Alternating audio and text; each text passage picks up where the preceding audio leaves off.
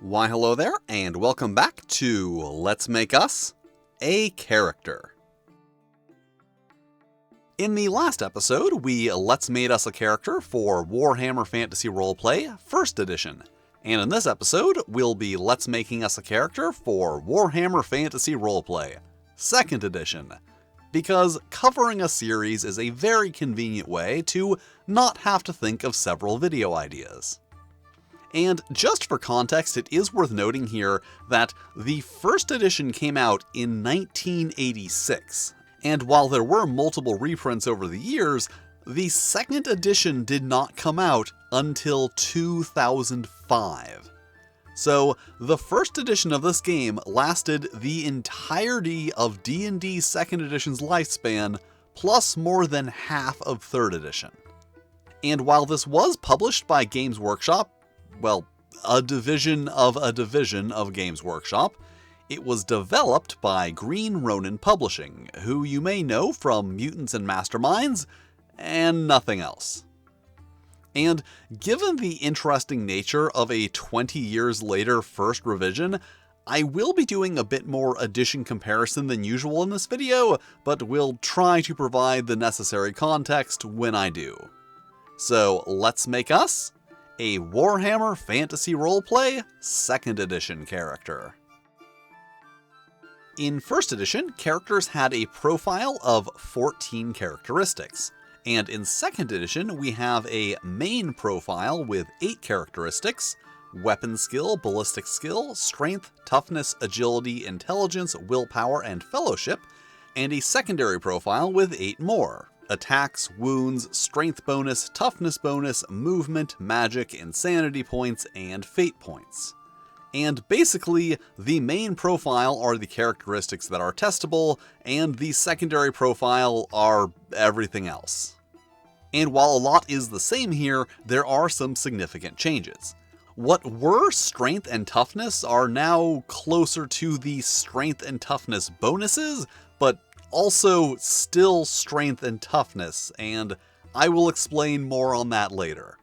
Cool has basically been rolled into willpower, initiative and dexterity combined into agility, and leadership kinda rolled into fellowship. Fate points were a thing in 1st edition, but just not considered part of the character profile, and the magic and insanity points are new. However, before we generate our assorted characteristics, we need to select a race, and just like in 1st edition, our options are human, dwarf, elf, and halfling. And let's go with human. I don't think we've actually done that since the first video in this series. The characteristics in our primary profile are all determined by rolling 2d10 plus a value determined by our race, which have been adjusted somewhat from 1st edition. And for a human, they are all very conveniently plus 20.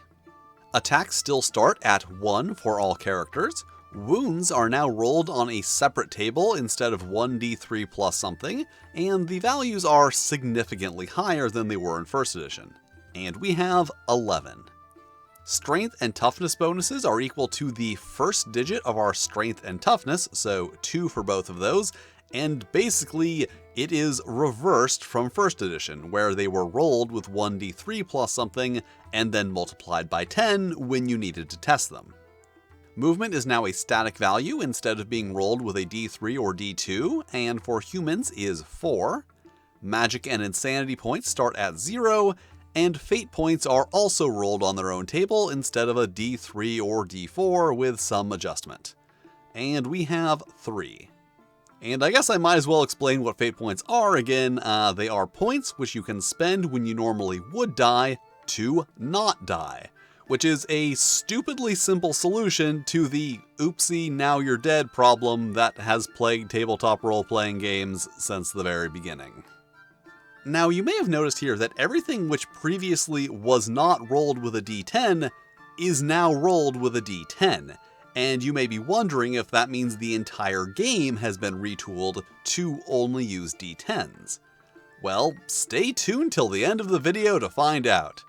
I'm just kidding, yeah, it's all d10s now.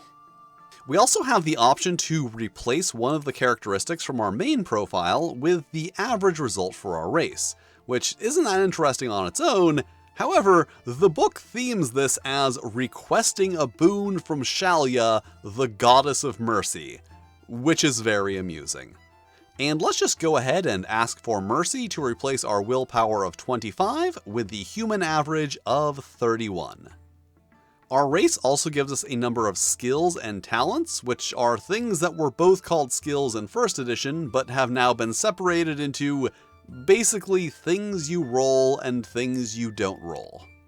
And as a human, we get the Common Knowledge the Empire, Gossip, and Speak Language Reichsspiel skills, as well as 2 random talents. So no rolling for number of skills modified by age, no mandatory skills, just each race has a list of skills and talents, and you get those skills and talents.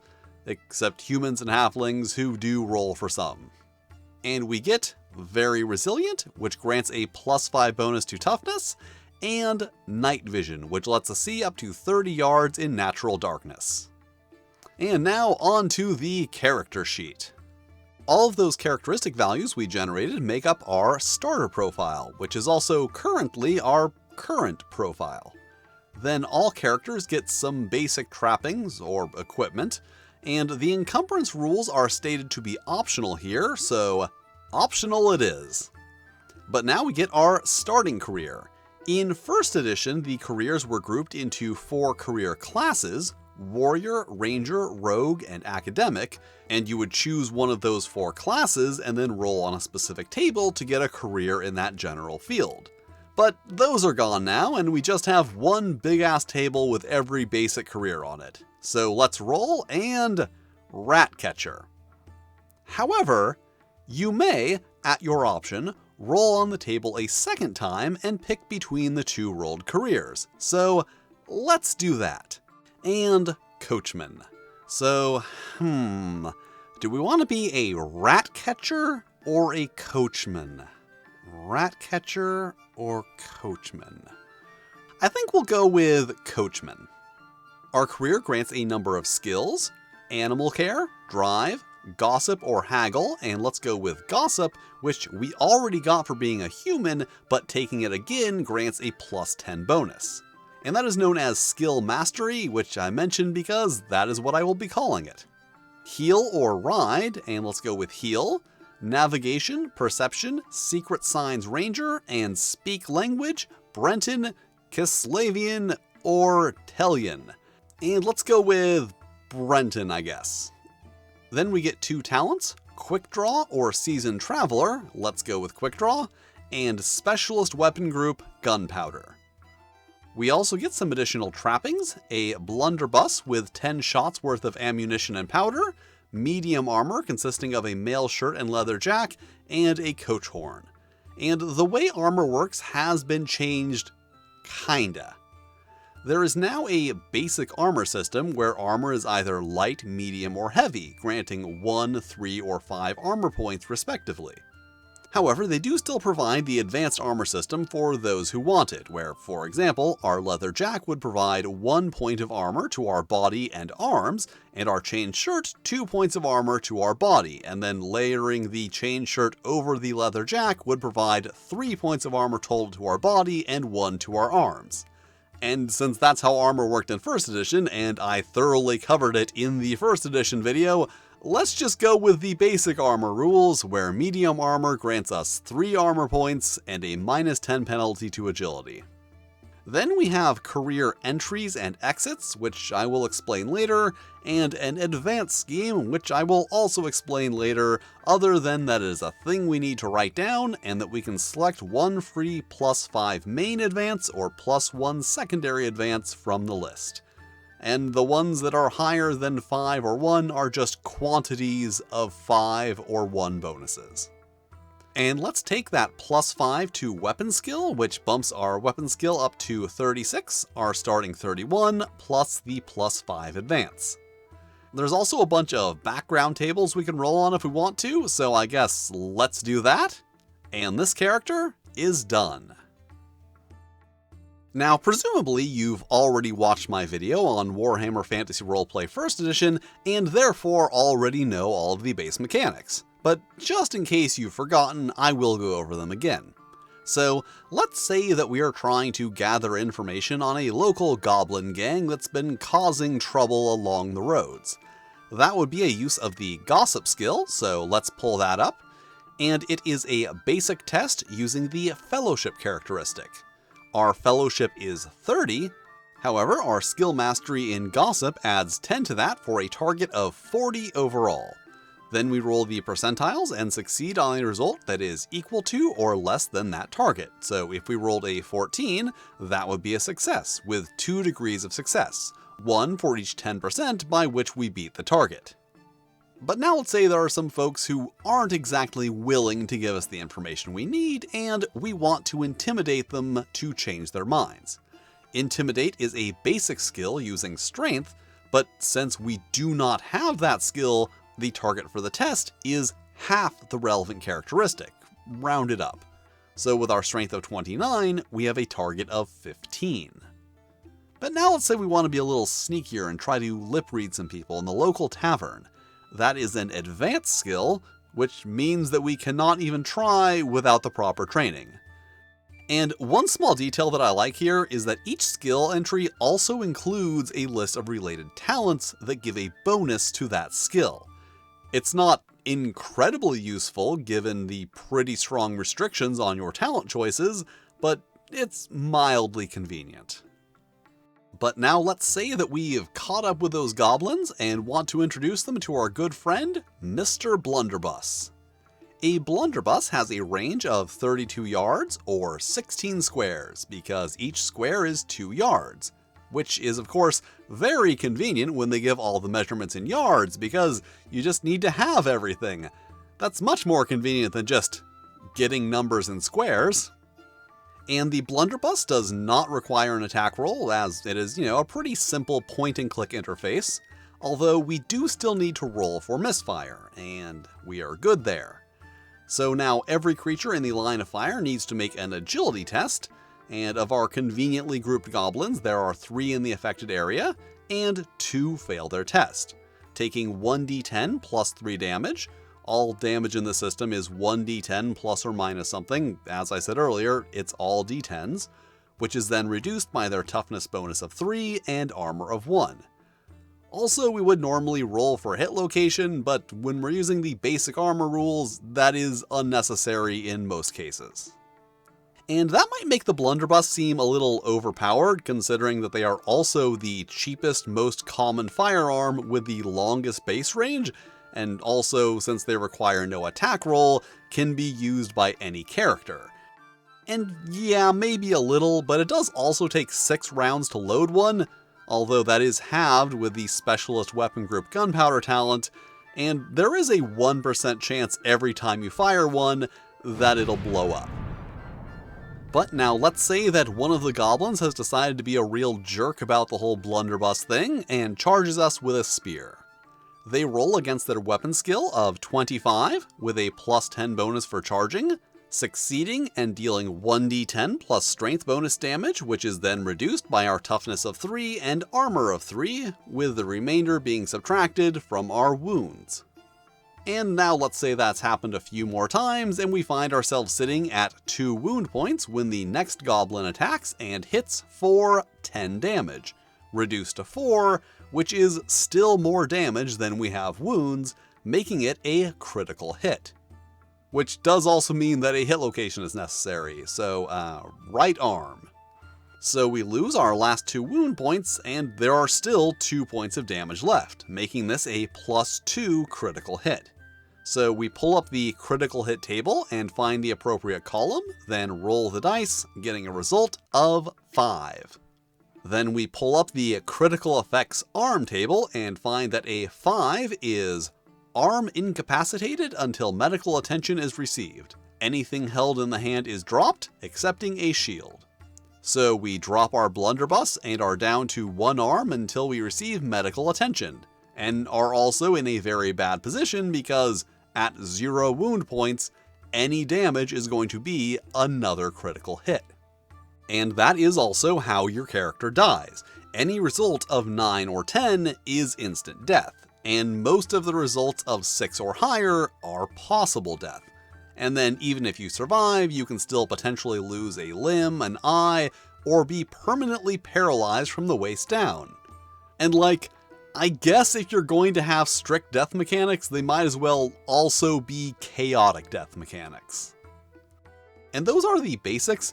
Overall, combat has been quite a bit simplified from first edition, so for example, there are no more facing rules or initiative modifiers for weapons.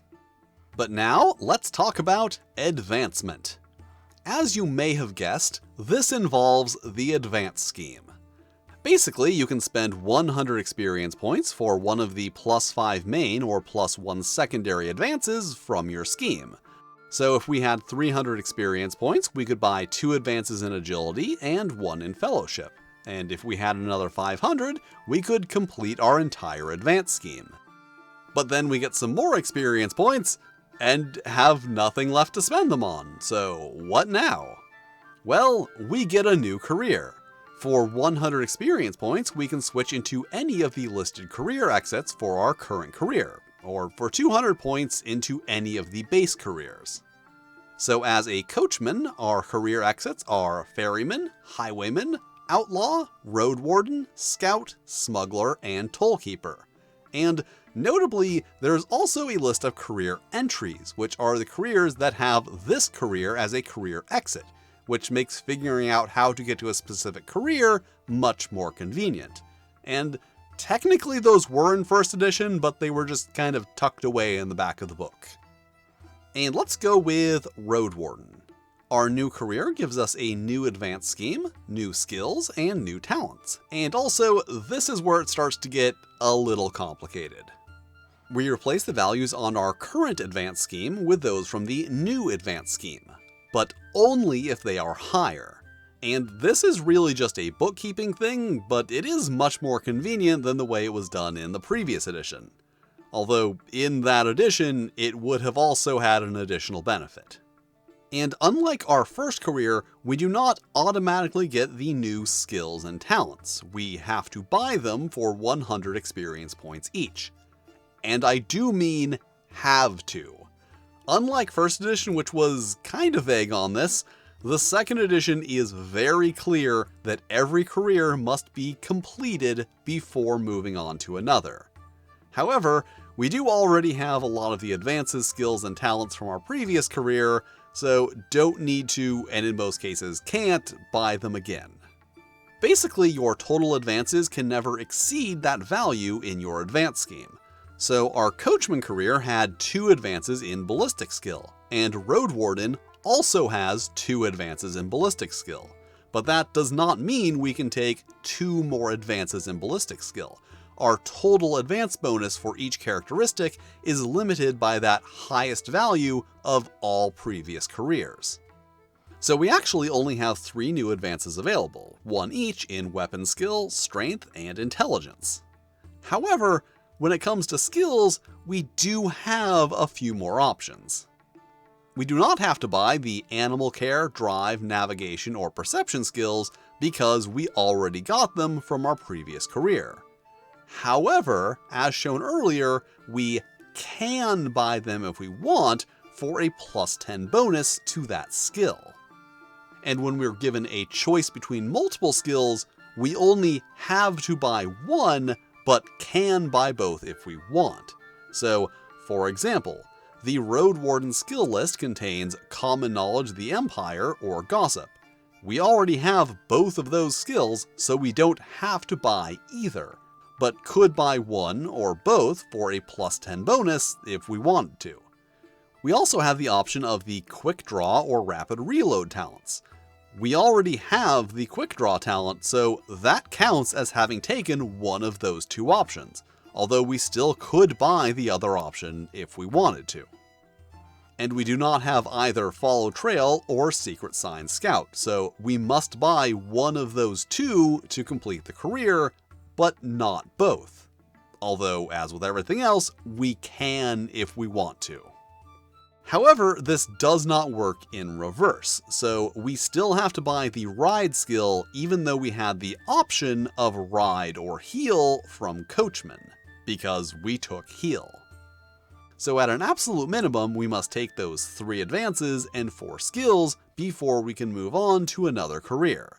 Although, as stated, we can take other stuff if we want, and probably should. And let's say that after a while, we have taken everything that we need or want from this career and done such a good job that we've attracted some attention and managed to move our way up to be a sergeant. And that is an advanced career, meaning that A, it is a better career with better advances and more skills and talent options, and also B, it can only be entered through a career exit.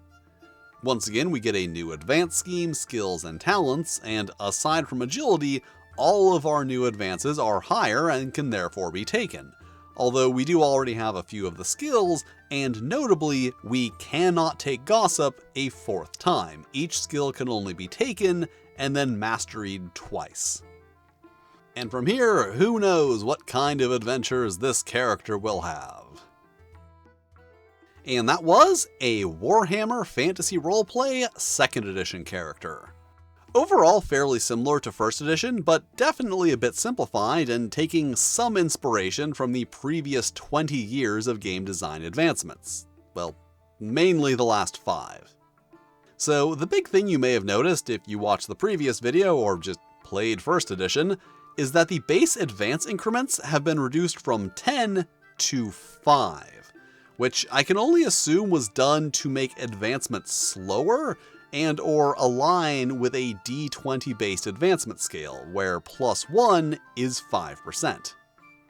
And overall, I do like a lot of the simplifications. They took out a bunch of stuff that was always more complicated than it needed to be, and then also provided some simpler options for some of the more complicated things that they did choose to keep.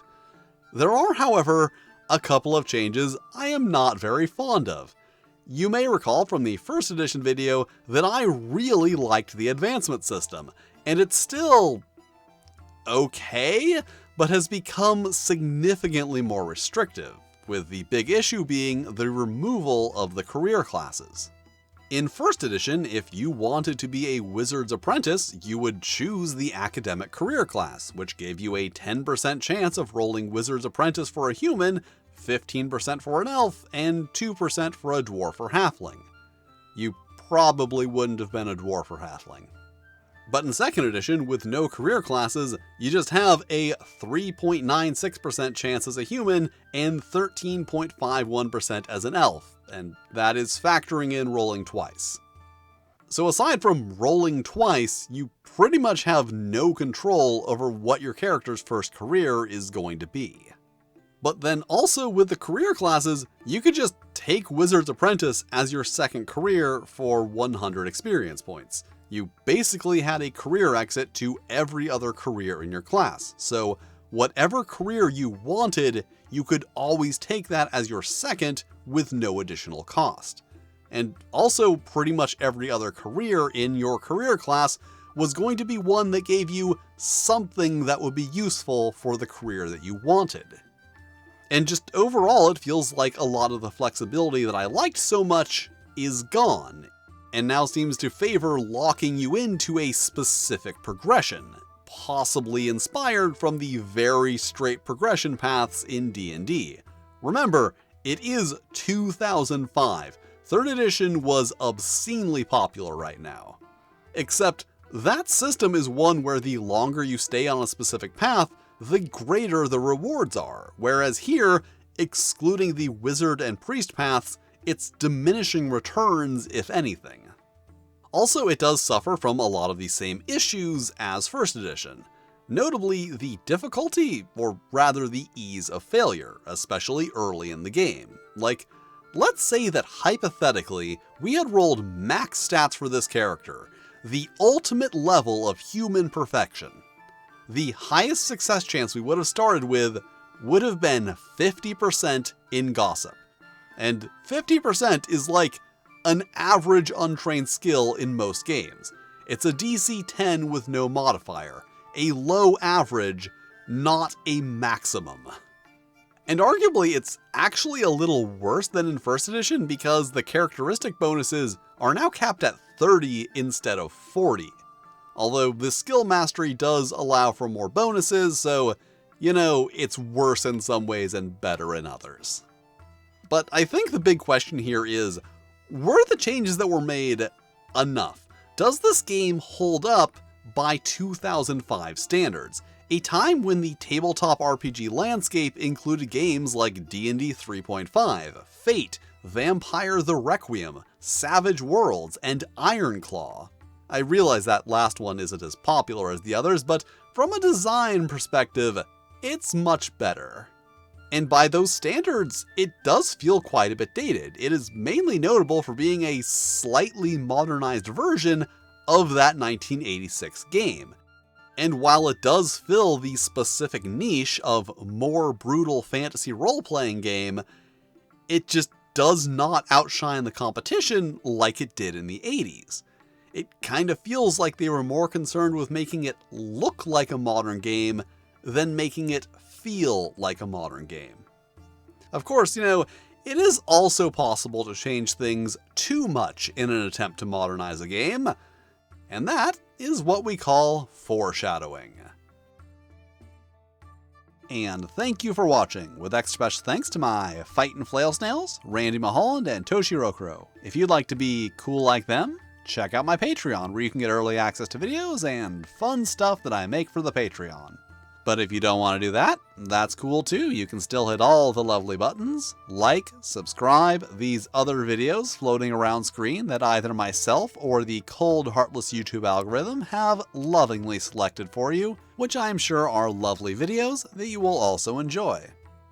And I will see you next time.